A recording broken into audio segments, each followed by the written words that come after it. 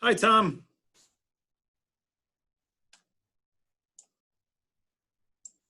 How you doing? Got to unmute myself here. Yes, you do. It is 7 o'clock on July 2nd. I'm going to call the meeting of the Board of Selectmen to order. Our first item of business is the Pledge of Allegiance. Selectman Nordell, would you like to lead us?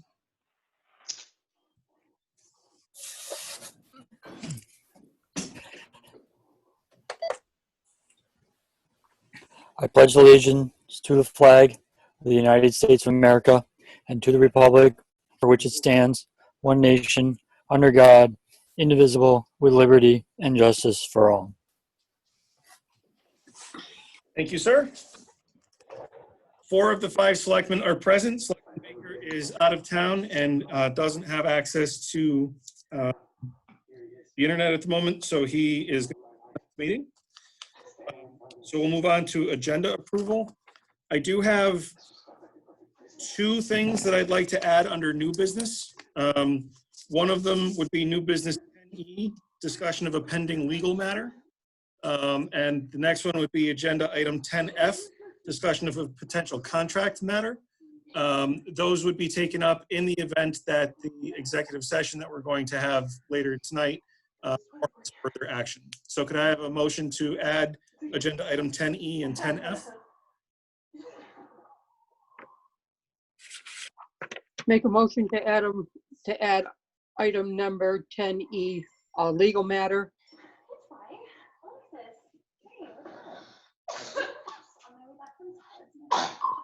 Is there a second?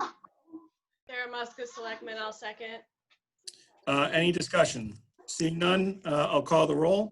Nordell. Aye. Selectman Muska. Aye. Selectman D'Souza. Aye. All right. I'd be glad to do it, Alexis, but I should warn you, I think the deck may be good. There we go. And could we add 10F, a potential contract matter?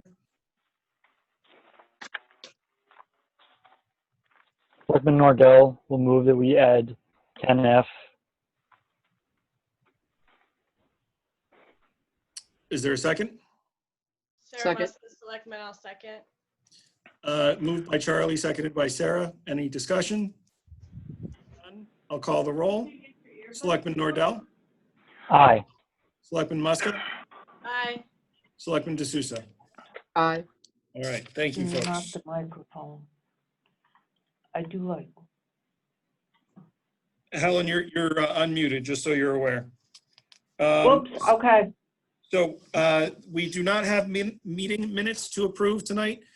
Peg was unable to get them finished. She's injured, actually. So she'll have those to us, I assume, for the next meeting. So if we could just have a motion to postpone approval of the June 18th meeting minutes. Sarah Muska, Selectmen, I will move that we postpone the approval of the meeting minutes for June 18th until our next meeting. Is there a second? Selectman Nordell will second that. Moved by Sarah, seconded by Charlie. Any discussion? Seeing none. Selectman Nordell. Aye. Selectman Muska. Aye. Selectman D'Souza. Aye. All right, thank you, guys. Public participation. This is the public's first opportunity on our agenda to address the board. Are matters of interest that you would like to bring to our attention or share thoughts or perspectives on? The floor is open. Kindly one person at a time. And the first hand that I see up is WPCA Chairman Paul Anderson.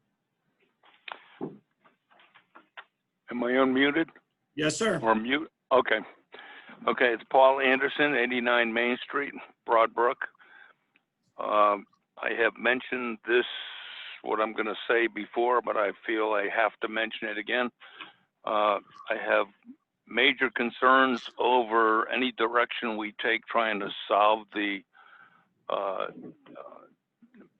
fire district, fire department issues.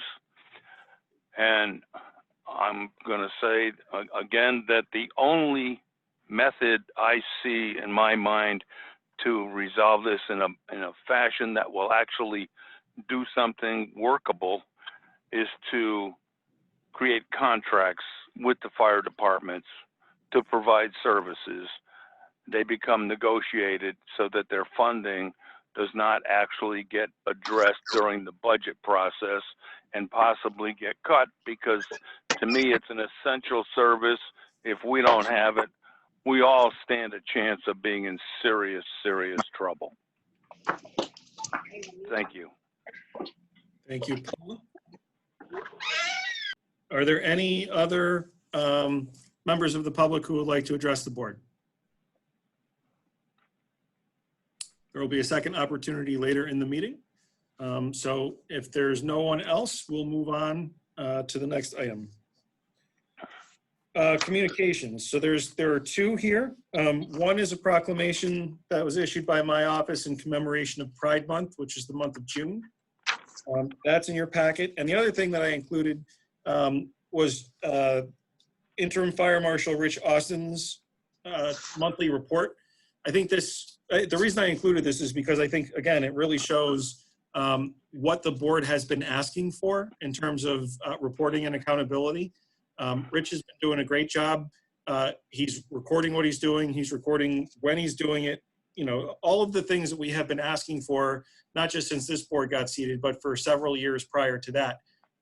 In the time that Rich has been filling in, he's demonstrated that we're able to get the stuff that we have been asking for, and that it's not that hard to produce. So I thank him for his good work and his willingness to help out as we're figuring this out. But just so you can see that there is information here pertaining to what we've all been asking for. We don't have any resignations, reappointments, or new appointments. Under unfinished business, there are two items. They're both starred, indicating that they won't be discussed in detail tonight, but I will just give a 15-second or so update on each of them. The Broadbrook Mill, the attorney that we're using for that, has begun conversations with Collins Aerospace, as we talked about several meetings ago. So those conversations have restarted under some of the easing of the COVID restrictions. So expect more on that before too long. And the other thing I've continued to work with the town attorney on drafting something pertaining to the fire taxation issue. And I have a request into the leadership of the Broadbrook Fire Department to solicit their feedback, after which we'll incorporate that into what we're working on and bring that back to the board for review and consideration. The next thing, if there are no questions on those, the next thing I'd like to have Helen Tots join us for this conversation. Good night, Jen. Helen is the town assessor, and she recently completed personal property audits. I thought the information was helpful and relevant and interesting for this board to learn about and consider. So I asked Helen to join us, explain a little bit about the process and what she's done and what it might mean for us moving forward. So with that, I would turn the conversation over to the town assessor. Helen, are you with us? I am with you. Just as a quick overview, personal property audits are authorized under state statute. The assessor is allowed to review documents of businesses going back 3 years. The personal property grand list consists basically of self-declarations. Every business in town is required to submit to the assessor annually a declaration of all the furniture, fixtures, and equipment that they have at their locations, the acquisition costs by year of all this equipment. We kind of take their word for what they've spent, but the audit program that's allowed by statute also gives the assessor the authority to review IRS documents for any of the businesses in the particular town. The usual way of doing this is to hire a personal property auditor, someone who has experience both as a CPA and as an assessor, so that they're knowledgeable in the statutes that that reflect both sides of the story there. The auditor will ask from the businesses that are selected for their federal income tax returns, their balance sheets, Schedule Ls, Form 4562, general ledgers, trial balances.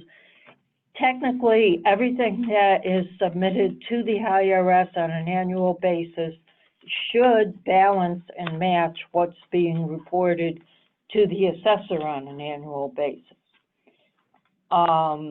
We have been funding about $7,000 a year to do audits in East Windsor. We've done just over 100 audits in the last 5 years. We average 10 to 15 audits per year. They are labor intensive for the assessor. And we try to audit random businesses, whether they be large businesses, small businesses. We do a selection of a little bit of everything and see what we come up with. Some years we come up with really good results, and other years they're a little mediocre, but it's keeping people on their toes, realizing that we will and do audit their books. Along with the attachments for the meeting tonight, we did include copies of the last couple years, the results of some of our audits. And basically, that's it in a nutshell, and open for questions. So I'll start if it's all right. Helen, when Yep. you were talking about this, the sheets in my office, I will be the first to admit that there were a lot of numbers on the page. Can you maybe explain to folks what it is we're looking at and what we should be gleaning from that? For example, what was a good year for personal property audits? What was a not so good year for personal property audits? Just so that the selectmen get a sense of. Yep, if we take the first sheet that includes the 2019 grand list, 18 and 17. Yep. And we look at the 2019 gross figures that were reported by each company, and compare them to what the auditor found for each company, we actually found $230,000, over $230,000 that was not reported. And this includes a 25% penalty. Anything that is discovered during the audit process is subject to 25% penalty for anything that wasn't declared. So those two combined for the 2019 grand list looks pretty good. We look at the 2018 one, the next set of columns, the gross and net that was reported, and then what the auditor found. And we kind of lost 10 grand, 10,531, most of which was due to the same account that brought us up in 2019. So you just never really know. What's happened at this point in the game in this town is most of our large businesses have been audited at least once, some of them multiple times. It's a difficult process to forecast. Are we going to gain a goodly amount or not. But this is a summary of just the 3 years that we just completed doing. You'll notice that we have several that we only did 1 or 2 years. What I'm trying to do now, when we look at TCB Services, the second from the bottom, they only came into town last year. Mhm. And I wanted to audit them right off the bat to get a handle on what they have in town. And going forward, I now have a baseline to make sure that they continue to report accurately. And that's kind of the way I'm leaning now for new businesses, a little more than the ones that we've done multiple times. Any questions from members of the board?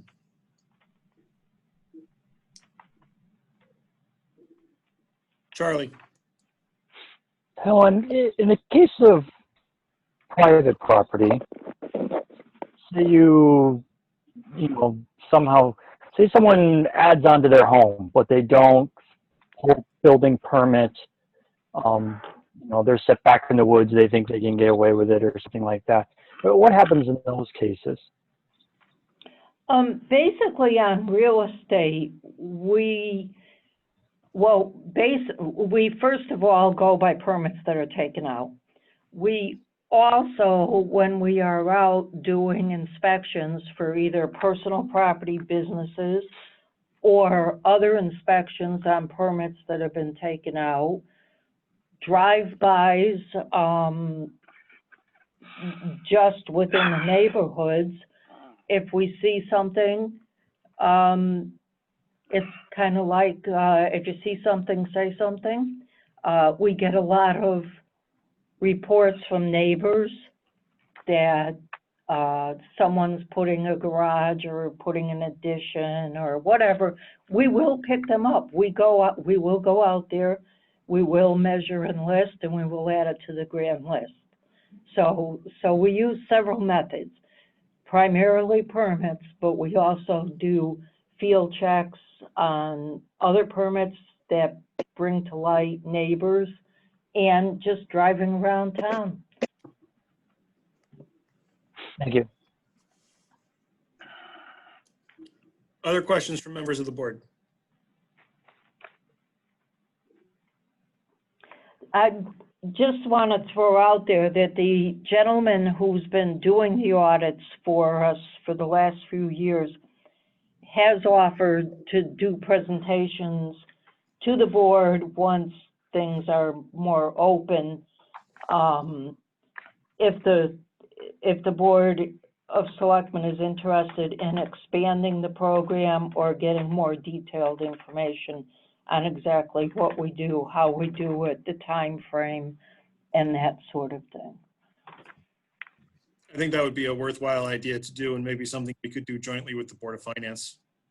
I have a couple more questions if there are no others from members of the board. So how often can a specific company be audited for personal property declarations? Is there a prohibition on frequency, or is it could it be annually? It can be any time, it can be any number of times. Each audit, by statute, we are only allowed to go back 3 years. So if we audited a company this year and looked at their 2017, 18, and 19 returns, next year we could audit them again if we wanted to. Say they put an addition on and we want to make sure that the additional furniture and fixtures, equipment is picked up, we can audit them for that year. Or we can wait 3 years and go back and audit 3 years worth again. So there is no limit the number of times a specific company can be audited. It's just how far back we can go looking at their books. And so that brings up another question. How do you consider personal property valuations on temporary structures? So, for example, there are a number of restaurants that have large tents inside or Jersey barriers used. I mean, those are not permanent fixtures to the building, but they're going to be there for a couple of months. How do you handle that? Well, the statutes tell the assessor, mandate the assessor to pick up any personal property. And I would categorize tents and such as personal property because they're not permanent structures attached to the ground, and they can be moved easily. So personal property that is in the town for 3 months, closest to the October 1st assessment date, can be put on the grand list. So it's a 3-month rule. If they're there for 3 months and that 3-month period includes October 1st, they can be picked up for personal property. And when the audits are done, is it true random? Are they like, do you put the 800 or so names in a hat and pull them out? Well, basically what we will do is do an Excel list of all the accounts that we have, eliminate the ones that we have already audited in the last 5 or 6 years, and just try to, at that point, it does become random. The auditor we use has been doing this for many years in many towns. He's familiar with a lot of businesses that are kind of well known for not reporting accurately. So that's one of our criteria is we'll look at businesses like that. And then others, we just pick them up if they haven't been reporting to us annually like they're supposed to. That would be a red flag to us that we should be going out and taking a look at their books. It's a little bit of everything, but it's pretty random. Okay. And the last question I have is, can you tell us a little bit about the recent Windsor Locks experience? Windsor Locks, from what I understand, audited 150 accounts. They did bring in over $1.5 million in tax dollars from those accounts, but one account accounted for at least half of that 1.5 million. So they kind of hit the jackpot on one and brought in something on the balance of the other 149 accounts. But they used a company, an out-of-state company that charges based on the percentage of increase to the grand list. So they are very aggressive when they're out there doing their audits. Yeah, I can imagine. And they have a lot more of a commercial industrial base, I think, than what we currently have here. We have a lot of commercial, not too much industrial. Any other questions or comments for the assessor? Charlie. Helen, is it you guys that, or do you already, or do you guys share lists with the fire marshal? What type of lists? Well, lists of businesses that would require to go through fire inspections. Actually, not too long ago, I did have a request for a listing of our personal property and commercial buildings themselves, not just the personal property accounts, but also commercial buildings and buildings that have 4 or more units. So whenever I get a request, I do an Excel list and send it out, and I have shared information with the fire marshal, yes. Okay, good. I just know that he complained, and this was a ways back, but that. Yeah, as long as someone asks, it's not a difficult thing to do. Yeah, the list he did have was very outdated and things of that nature, so. Yeah, and we did update them not too long ago. Okay. So, Right. but it is all public information and it's all available upon request.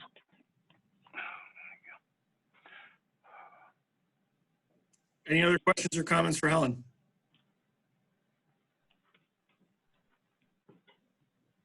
Maria's talking, but she's muted, so hold on. I'm sorry. One quick question.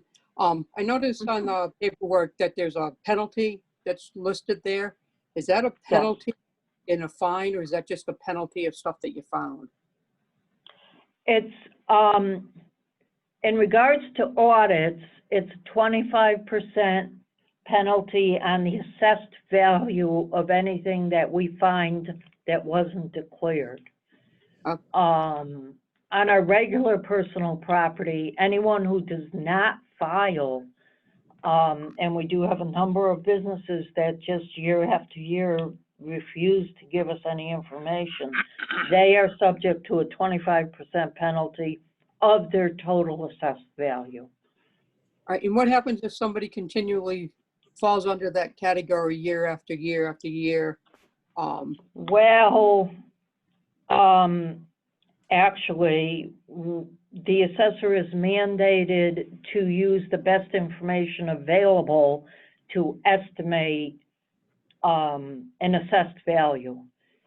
And when I do have people who continually refuse, each year I do increase it a little bit more, because if I don't hear back from them with a correct declaration, apparently I'm underestimating. At some point, they will get to a point where they'll say, wow, you're overcharging me. And at that point, they do tend to start giving me some accurate figures. Funny how that works. Funny how that works. Anything else for Helen? Nope.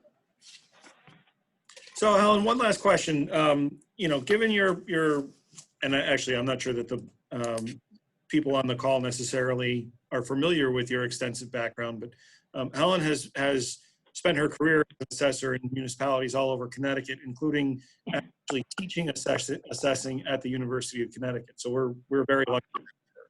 In your professional experience, Helen, should we be doing something differently in terms of personal property audits, or are we right about where we need to be?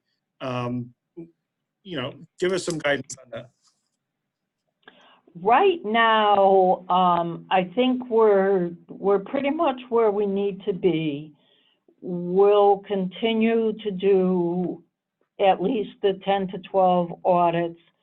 At some point, if a budget can give us a little more money, we could do a few more. And that's what it all boils down to, how much money I have available in my budget and the best way to allocate it. I wouldn't mind doing a few more, but I think we've pretty much hit most of the large businesses fairly recently, and I think we're in good shape if I start now as new businesses come in, using, like I said, just doing a 1-year current brand new baseline rather than paying the auditor to actually do 3 years back on a minimum number.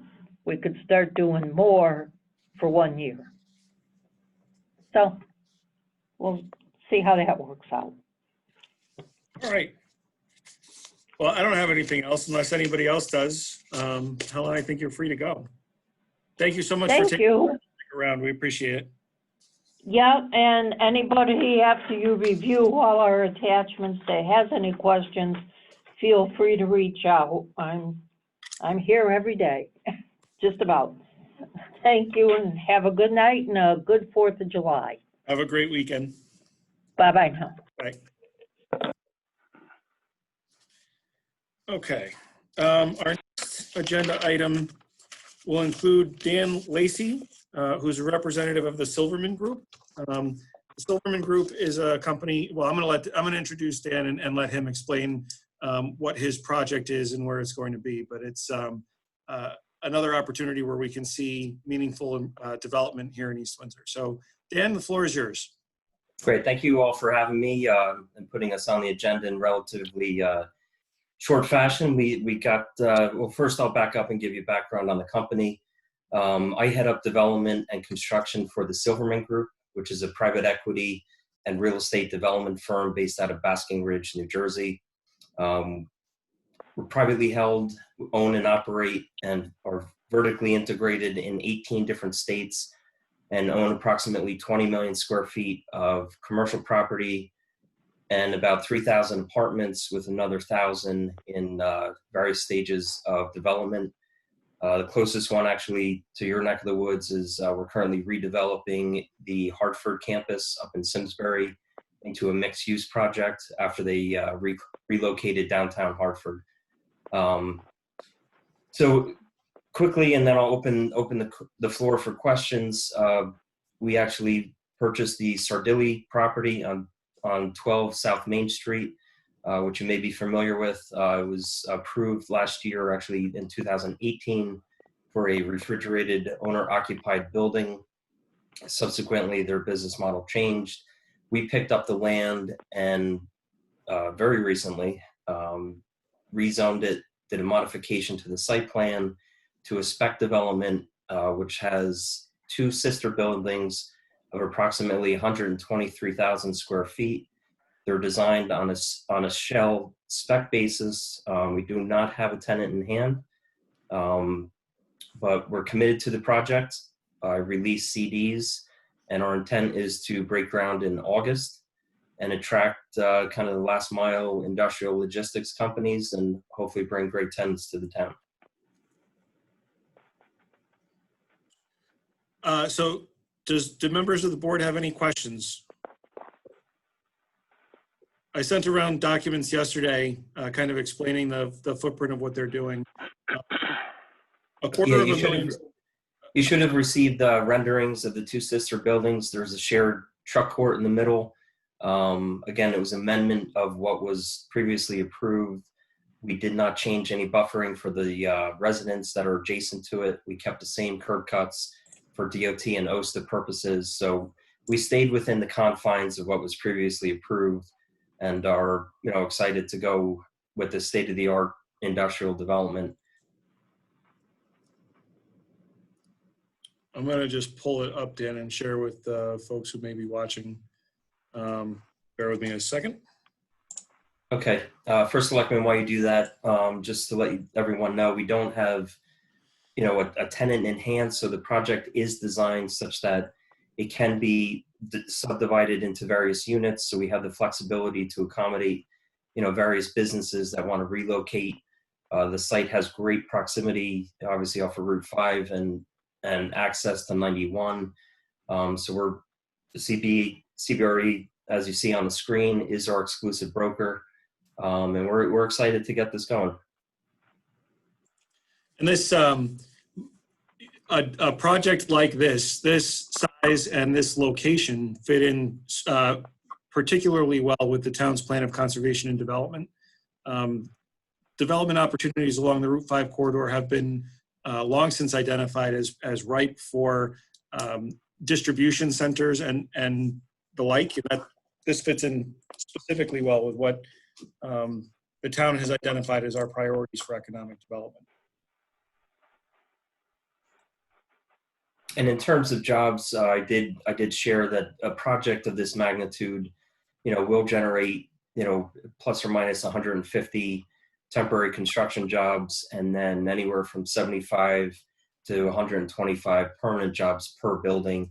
And that's just an average of what we see across our portfolio of 20 million square feet. But those would not be employees of the Silverman Group. Those would be employees of the tenants that you secure, right? That is correct. Yes, this is being proposed as a triple net lease opportunity for third-party tenants. We own and operate it such that we're fully integrated, so we have people on staff, to accommodate the companies who rent from us. So we do not outsource that, from entitlements, putting the shovel in the ground, through leasing, upfits, and tenant relations. We do that all in-house. And what type of tenants do you envision for a parcel like this? Sure. So a lot of buildings that similar to this that we have in our portfolio are the e-commerce boom right now, the last mile, day-to-day delivery. And we also see a lot of kind of supply companies, your electrical supply companies, your plumbing supply companies. Also, we have run into manufacturing requirements where there's an office in the front and light manufacturing in the back. So it really covers a whole spectrum of that kind of lighter industrial warehousing and last mile distribution tenants. You have submitted an official application to the Planning and Zoning Commission, right? Yes, we were approved. Oh, they approved it? Yes. Oh, great. Yeah, so we did get the modification last Tuesday night, I believe. Yep. I actually had 2 Zoom meetings, one in Connecticut and one in Pittsburgh. So I had 2 screens and was dancing around. But yes, we did get the green light on this particular footprint, the parking ratios. So I'm off to OSTA. And like I said, we released CDs. We're committed. I got green lighted by my private investment firm, which is the family. So we are building this project. And again, we'd like to break ground in August, get through OSTA, and hopefully start, going vertical later this year with the spring, early summer delivery on building 1, and building 2 will follow right behind it. With an anticipated completion date of both buildings by when? Calendar year 2021. So sometime next year. Yes. Within 18 months, you envision both of these buildings being fully built and looking for tenants? That's correct. Beautiful. Yeah, as of now, we did have an RFP go out,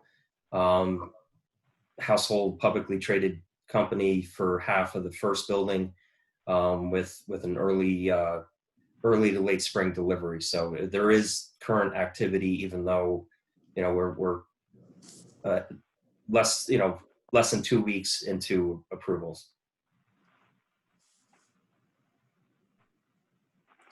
And when you secure clients or tenants, what's the duration of the lease that you seek? In an ideal world, we prefer long-term tenancy, 10 to 15 years. What we have seen, candidly, given the backdrop of the economy, is that, tenants, due to the uncertainty, and a lot of times are tied to contracts, are seeking 5 to 7 years. So it's always you're grappling between the landlord want and the tenant needs. So, but we're very flexible. We don't have investors, so we can strike any deal we want, which is very liberating in this current environment. So I'm going to take this screen down so I can see the selectmen. Do any members of the board have any questions or comments about the project? Charlie. Get myself unmuted there. Dan, just as clarification, those buildings are currently slated to go basically perpendicular to Route 5, is that correct? That's correct. So visually, you'll see the most aesthetic angle of the building, and the truck court is actually shared and hidden between the two. So you'll see the office side of the building with the glazing portion and the entrances to the office. Yeah, right. That was my question. Okay, And thank the you. same side for the side street facing the residential. Any other questions, Charlie? No,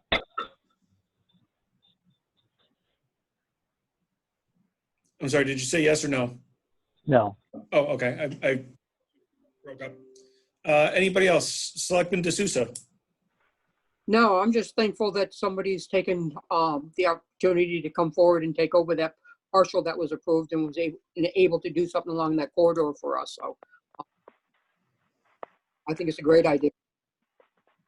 Sarah?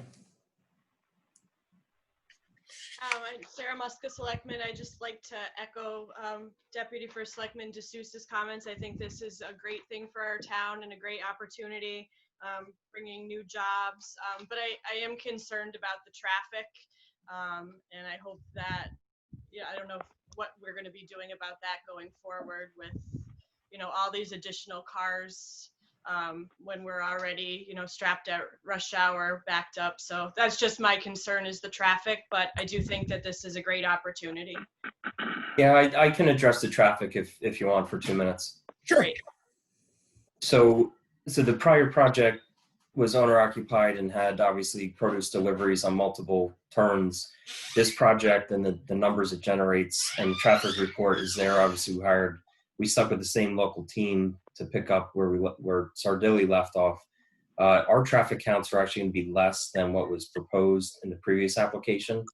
So we are now going off to OSTA, and we'll be committed to the same offsite improvements that the project prior had, which included, additional turn lane, there's modifications on the public street, and a redo of the lighting signalization such that flows and queues are much better once the project is up and running. And obviously that is subject to OSTA's review, but our intensity of our development is actually less than the prior application. That hopefully will help with OSTA approval. Yes. Into OSTA either, they go at their pace.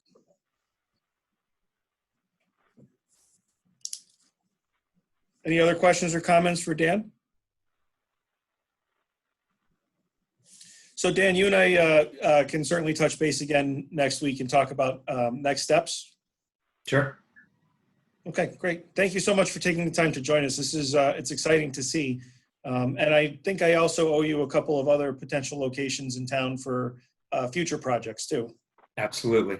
No, we appreciate the pace you guys have received us. We took title less than, I think, 6-7 months ago, and we already have an amended site plan. I'm off to OSTA, and I'll have construction drawings for the code official to review probably in early August. So we love this pace. We get committed. We're not net sellers because we are a family business. So don't be surprised if you're dealing with my big head 5 or 10 years from now.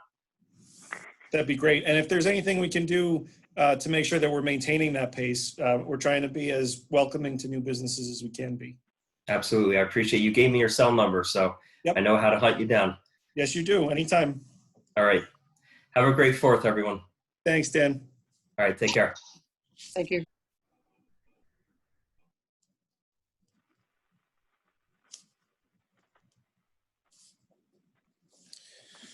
Okay, next on our agenda, I'm going to invite the co-chairperson of the Revision Commission to present their work to us, and then I'll talk about next steps. So, Ms. Palamini, the floor is yours. All right. Well, thanks for having us on.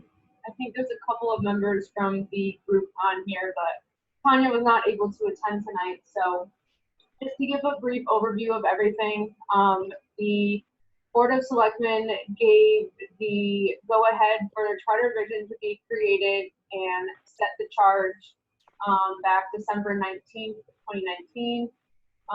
In March, our group was officially formed and we held our first meeting on March 3rd. And just recently, in the past 2 weeks, we have addressed that charge and have passed everything over to the Board of Selectmen now for their part of it. So in the meantime, what we had done as a group was initially just took a look at the charter. Each of us had read through it. We are a commission of 7 people, a very diverse and wide age range group. So that was really good.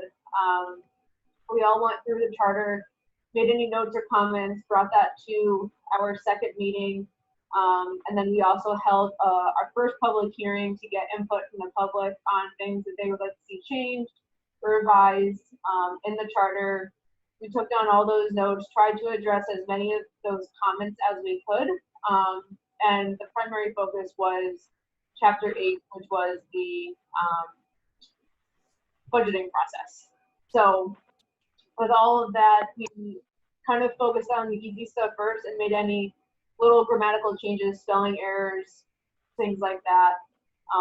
And then we kind of focused on the larger issues to address all of the concerns that people had for the 2% on the budget. We had asked Town Treasurer Amy O'Toole to run 5 different scenarios for us just to help us get an idea of what could be better, what's definitely worse, and what we don't want. So she ran a numbers for FY17 through FY20 budgets. We all know what happened with the 2%, so we have those numbers. She ran the 2%, removing the CIP and the debt services funds from it. She ran in 8% without CIP and debt services. She ran a general 8% that included both of those. We did a cost of living percentage and then a 2% tax increase. And what we found from that is that it was helpful in the fact that the numbers are all over the place and there's not one good solution for it. Nothing was like, oh boy, this is the best, like let's go with this one. That was not the case whatsoever, which I think some of us were kind of expecting to see, oh, like this is definitely better than this, but that didn't happen. So we kind of had to take all that into consideration and do a different train of thought, which we had several different ideas and really good discussions, really proactive discussions about everything. And we ended on the final decision where we are going to still hold 3 referendums, and then by the 3rd referendum, if it does not pass, it would be passed back to the Board of Finance to make an end-all decision on the budget for the fiscal year. So that's everything in a nutshell. If there's any questions, I'll certainly answer anything, but I didn't want to get too winded in all of that. Members of the board, any questions or comments? Sarah? Sarah Muska, Selectmen. I would just like to thank the Charter Revision Commission for actually listening to public input. I know their first public hearing was more, attended more so than the one that was last week or a couple weeks ago via Zoom. But I appreciate them actually, considering the input of the public. And I've, been following a lot of their meetings, and it's nice to see that they're open-minded and they can disagree but be respectful to one another and kind of come to a consensus. And I did want to comment that I'm glad that they took away the 15% threshold for voter turnout. I thought that would penalize, it really wouldn't encourage participation. I would think it would actually deter people from coming out. So I'm glad that that was removed, and I appreciate them addressing the fact of the 2%. So I just wanted to commend them for their work thus far. Thank you. Well said, thank you. Anybody else? Marie? Yeah, just a quick question. I agree with what everything Selectman Muska has said, but I have one question, and I was trying to flip through the page. I should have tagged it, but I didn't. You indicated in there that the annual town report now is going to be the responsibility of Board of the first Selectman office. Is that statutorily driven that the Board of Finance does that, or has that changed? So everybody kind of does their own part. Jason, if you want to kind of give a better answer to that. Oh, I mean, everybody has their own part to it. The first selectman's office was kind of taking care of printing and getting everything together, and then the treasurer was getting her part of the report done. So it just kind of didn't really make sense that as a town, it shouldn't have been put on the treasurer to get done. It should have been put on the first selectman, who is covering the whole town. If that Well, makes I believe it used to be statutorily was the responsibility of the Board of Finance, and I agree, everybody pitches in and gets things done for the Board of Finance. But it indicates in the charter, and I can't find the page, I'm sorry, but I just want to make sure that we're not in violation of any state statute with that. I mean, it could have changed. So this has been reviewed by council, but we can revisit that just to make sure. Yeah, I would just double check on it, Jason. I haven't had a chance to get, libraries are closed and my manuals are outdated, so.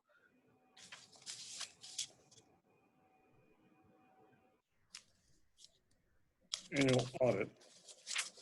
Annual report. So section 8-10. I'll tag that in as Josh. Okay, I just want to be sure. Thanks, Jay. And there's one typo in there, but I can't find that either, but I'll get it to you once I see it. It's no big deal, it doesn't change anything. There's more than one, but it's a red line in the draft, so those we'll Scribner's errors those as we Okay. do the final report. Charlie, did you have your hand up? I did, Jason. I also want to echo what Sarah said. You guys did a great job on this. I was glad to see a diverse group, like you said. Everybody worked well together. I followed almost all of your meetings. I thought they were excellent. You guys listened to the public, you listened to the board, you did what was charged. I did have one question, and I don't know if it was just something wrong with my printer when it printed it or what, but on page 43, it seems like there's a thing that says Section 8.4 budget procedures continued that's out of place. It like, yeah, a lot of the way you printed it, because we have the track changes on, it has everything. So that's in our notes to the attorney. Once everything gets approved, that they need to reformat everything. So formatting is definitely off. okay. I thought I couldn't tell if it was just me or if it was something wrong in here or what. But at any rate, okay. And but yeah, again, great job, you guys. I think you did very well. I hope this gets supported. You know, I know I've already seen some Facebook comments about what happened with this year's budget with the Board of Finance deciding it. And, you know, all I can say to that is remind people that, you know, we voted the Board of Finance people in. We voted to trust them with the town's finances. And, you know, that's what you vote for. If you don't like the results, vote again next year. I think that's spot on, Charlie. So if there are no other questions or comments for the chairperson of the commission, we have two action items that we need to take tonight pertaining to this. One is to formally accept their draft report, and two is to set a public hearing. So we would do those in that order, but the public hearing should be 2 weeks from tonight. I'd also like to make sure that we have or let people know that there's an opportunity to submit written comments for those folks who may not be comfortable or familiar with using Zoom. And then there's a more formal process that the town attorney can walk us through after we do that. But the two things we need to do tonight are to accept the draft report and schedule a public hearing on the draft report. Selectman Nordell, I'll move to accept the charter revisions draft report. Is there Second. motion made by Selectman Nordell, seconded by Selectman Muska? Any discussion? Seeing none, I'll call the roll. Selectman Nordell. Aye. Selectman Muska. Aye. Selectman D'Souza. Aye. The draft report is accepted. Now we need to set a public hearing for July 16th. And I think setting it for, you know, I'm comfortable. Well, let me think about that. So in a normal circumstance, I would say we would set the public hearing co-synchronous with our regular meeting. And I think I'm gonna suggest that we do that. Because I'll just list it on Zoom or on YouTube as both. But what we'll do is what I would suggest is scheduling both the public hearing and the select 7 o'clock on the 16th.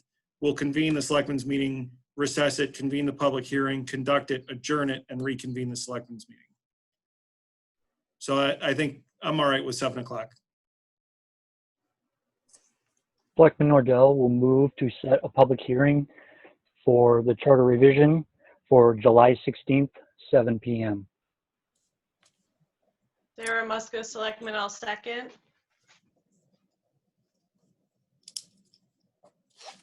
Any discussion? I'll call the roll. So, oh, I'm sorry, Marie. Yeah. Should we clarify that it's going to be a Zoom meeting in the motion? Yeah, that wouldn't hurt. Rebecca, can you make that clarification? Yes. Thank you. Okay, thank you. So the motion is to conduct a public hearing on the draft charter revision report on July 16th at 7 p.m. If there's no further discussion, via Zoom, Rebecca, via Zoom. If there's no further discussion, Selectman Nordell. Aye. Selectman Muska. Aye. Selectman D'Souza. Aye. All right.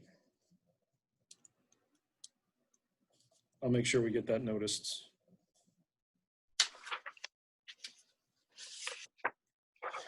Okay. Now we are on to tax refunds. Sarah Muska, Selectmen, I'll move that we approve the tax refunds totaling $2,488.15. Is there a second? Marie D'Souza, second. All those in favor, please say aye. Oh, I'm sorry. Selectman Nordell. Aye. Selectman Muska. Aye. Selectman D'Souza. Aye. It's like a flashback to the good old days when we could actually see each other in person. Next item is Selectmen's reports. So we're now 2 days into the new fiscal year. While there is still some reconciling to do to close out fiscal year 1920, it looks like the town will still be returning a substantial amount of money back to the fund balance, which is a good thing to be doing, particularly in light of unknown circumstances to come. Our tax collection department has begun to collect payments for the July tax bills, which were mailed on Monday and should be received by now.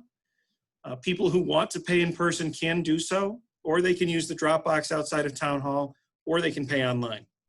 However, if I do want to remind folks that the Board of Selectmen elected to defer property tax collection by 90 days for people who do not pay their taxes in escrow.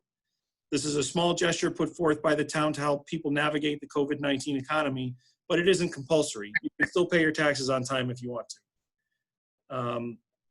The town has a number of positions that we are advertising for, most notably a zoning enforcement officer, a fire marshal, and 2 public works maintainers. Interested applicants should reach out to Melissa LaBelle, and her email address is mlabelle@eastwindsorct.com. Several businesses have been in touch with my office looking for opportunities to locate or expand their presence in East Windsor.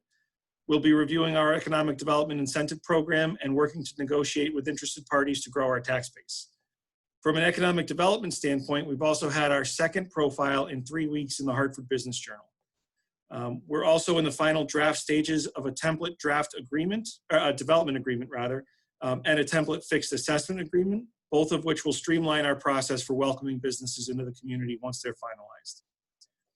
Over the last few weeks, I've continued to work with the town attorney on a possible resolution of the fire tax disparity issue and have requested a meeting with the Broadbrook Fire Department leadership to review a second draft of an ordinance to rectify the situation.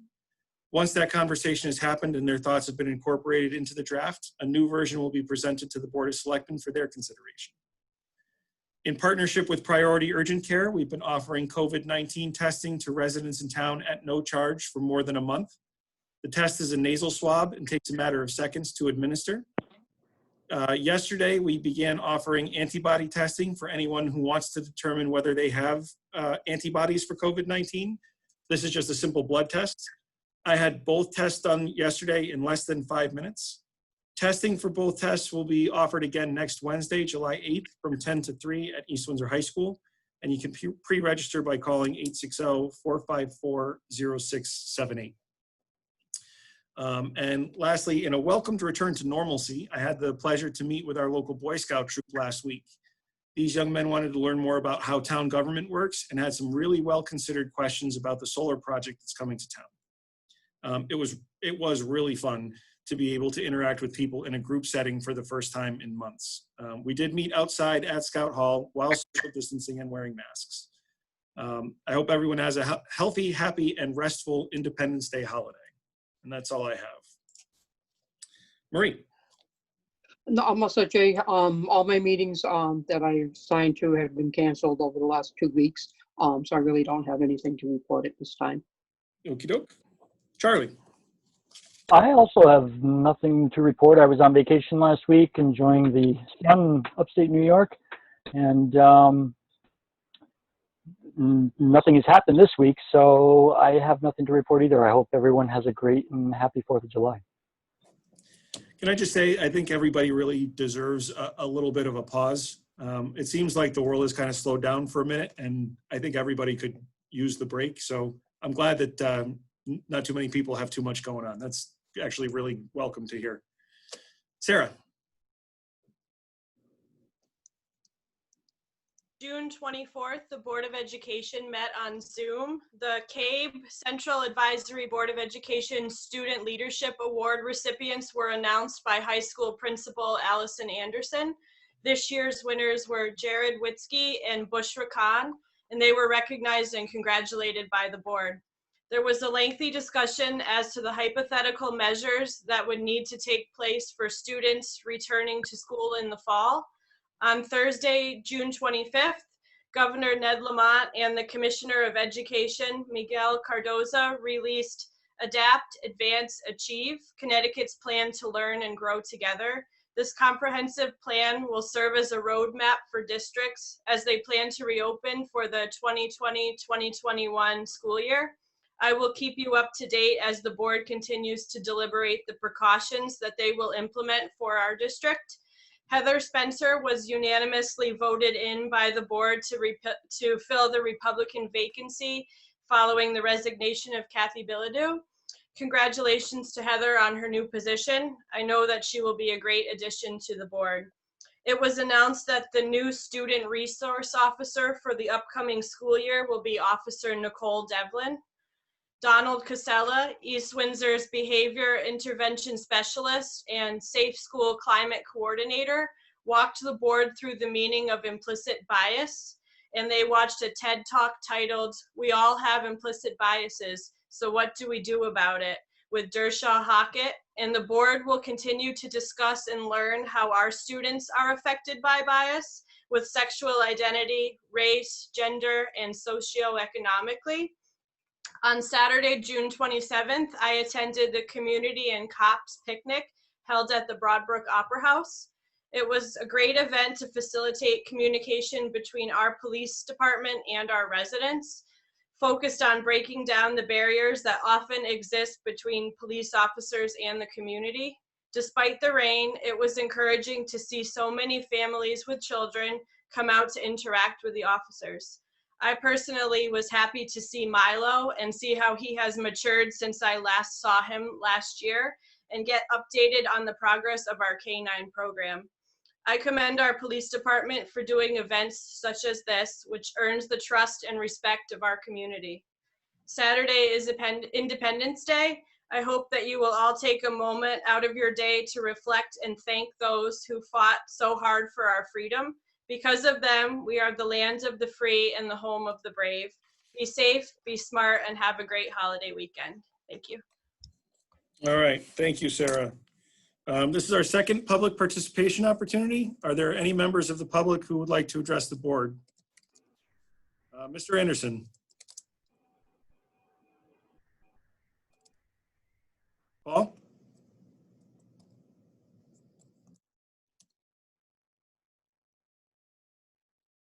I don't know if Paul's having technical issues or his hand is just left up.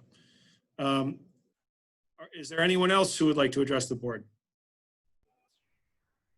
Becca. So for the Silverman group, I know that we as the Wetlands Commission had a permit for that property 2 years ago. So I just wanted to make sure that they're aware that there is a permit in place for that property. So if there's any changes, they will need to come back to the Inland Wetlands Board. There were emails about it that it can be transferred over to the new property owner. Right. I'm not sure if that's been done yet or how that is going to be done. I know Alan was looking into it before, but I just wanted to make sure that that is addressed. So thank you for bringing that up. Selectman Baker did raise that as a concern, and we got clarification that it is transferable by decision. They just need to sign it over. So I don't know if that's happened yet either, but it's on the radar. Okay, thank you. Is Paul available? Yes, I'm here. I'm on telephone, so it's two places. Okay, I just wanted to comment on the charter revision submission.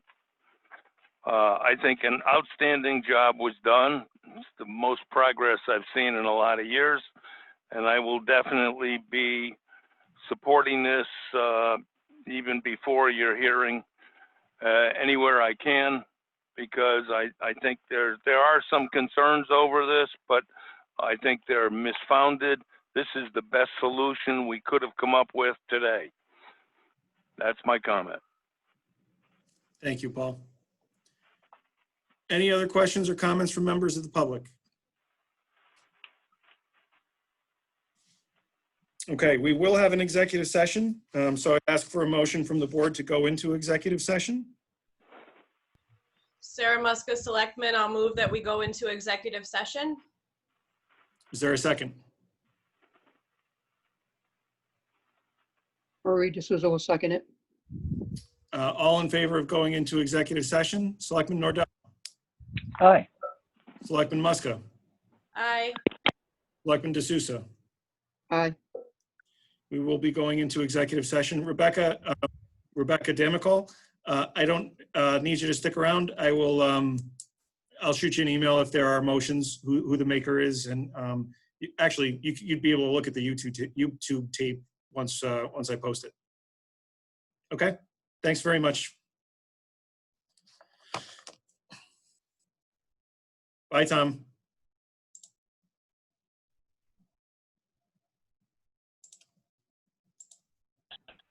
I booted him. It is 9:05. We're coming out of executive session. The next item of business would be, well, I would ask for a motion to take up agenda item 10E, which is a pending legal matter. Sarah Muska, Selectmen, so moved. Is there a second? Second. Moved by Sarah, seconded by Marie. We are now going to take up agenda item 10E, which is a settlement agreement between the town of East Windsor, Cynthia Craig, and the Animal Experts LLC. Is there? Sarah Muska, Selectmen, I move to approve the settlement agreement between Cynthia Craig, the Animal Experts LLC, and the town of East Windsor. Is there a second? Selectman Nordell will second that. Moved by Selectman Muska, seconded by Selectman Nordell. Any discussion? Seeing none, I'll call the roll. Selectman Nordell, Aye. Selectman D'Souza, Aye. Selectman Muska. Aye. The agreement is adopted. I have no further business to come before the board. Do any members? Seeing none, a motion to adjourn is in order. Selectman Nordell will make the motion to adjourn at 9:06. Is there a second? Sarah Muska, Selectmen, I'll second. Motion to adjourn made by Selectman Nordell, seconded by Selectman Muska. It's debatable, so I'll call the roll. Selectman Nordell, Aye. Selectman D'Souza, Aye. Selectman Muska. Aye. We are adjourned at 9:06. Thank you all very much. Have a wonderful 4th of July. You too, Jay.